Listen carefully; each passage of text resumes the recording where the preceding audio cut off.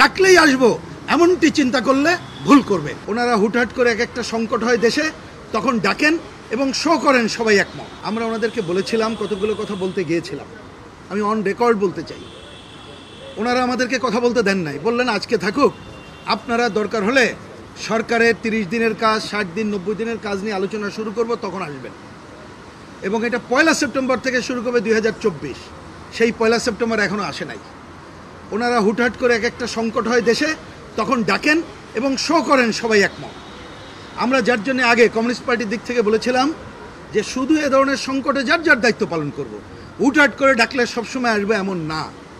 কিন্তু আজকে যখন বললেন, আমরা পরিষ্কার করে জিজ্ঞেস করলাম এজেন্ডা কি। ওনারা বললেন এজেন্ডা হচ্ছে এখন দেশ একটা সংকটপূর্ণ আছে, এই সংকটে করণীয় কি, এই হবে এজেন্ডা।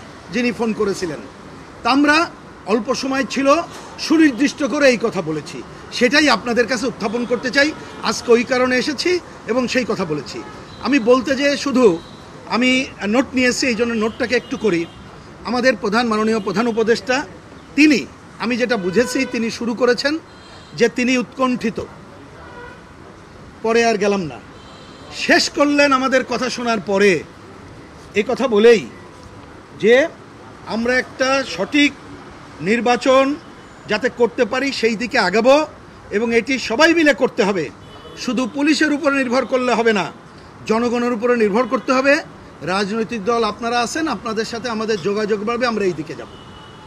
উনি এইটা শুরু এবং শেষ করেছেন।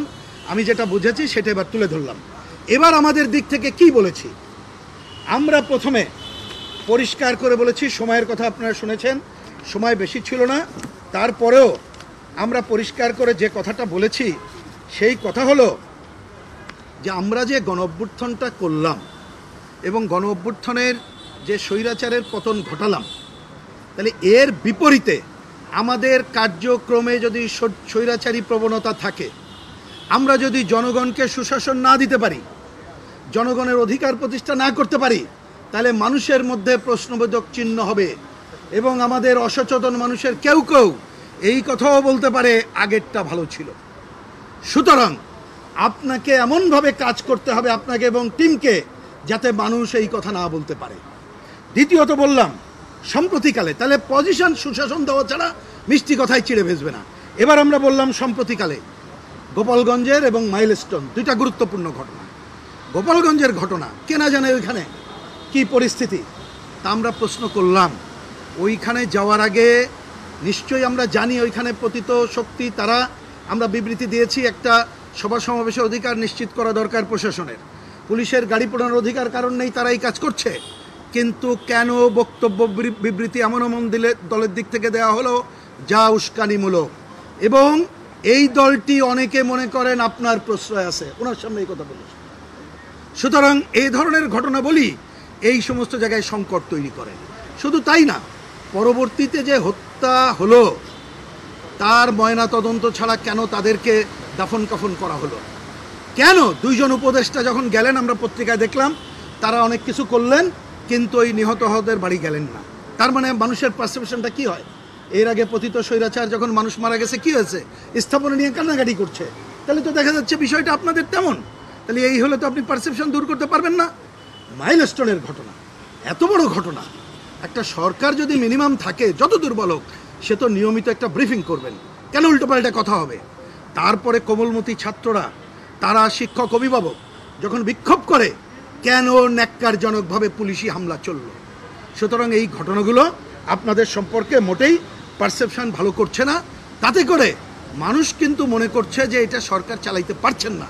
এইটা কিভাবে দূর করবেন আপনাদের ব্যাপার, আপনারা উপদেষ্টা পরিষদ কিভাবে করবেন, এইটা হচ্ছে ব্যাপার।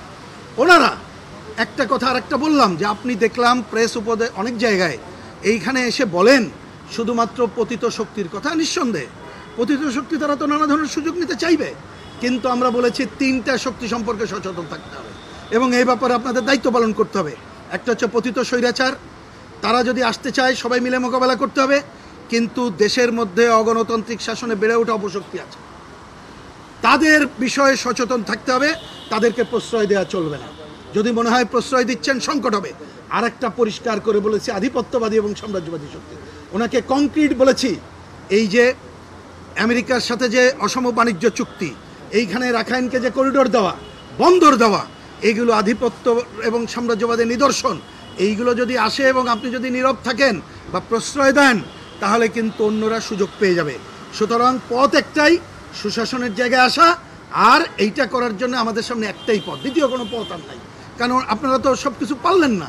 সুতরাং সুনির্দিষ্ট নির্বাচনের তারিখ ঘোষণা করার জন্য নির্বাচন কমিশনকে বলে দেন, এবং নির্বাচন কমিশন সেই পথে যদি হাঁটে, আমরা যদি সবাই মিলে হাঁটতে পারি সহযোগিতা করে, তাহলে সংকট দূর করতে পারবো। এবং আপনি কোনো দলের প্রতি আপনার মায়া মমতা বেশি এবং আপনার দল হিসাবে যদি চিহ্নিত হয়, তাহলে এই সংকট থাকবে। আশা করি সেটি করবেন না, এই কথা বলে আসছি। উনি বলেছেন, ধৈর্য ধরে শুনে বলেছেন, আমরা আগামীতে দেখি কি করা যায়।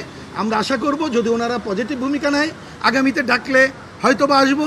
যদি দেখি এই কথা শুনে কাজ হচ্ছে না, ডাকলেই আসবো, এমনটি চিন্তা করলে ভুল করবে।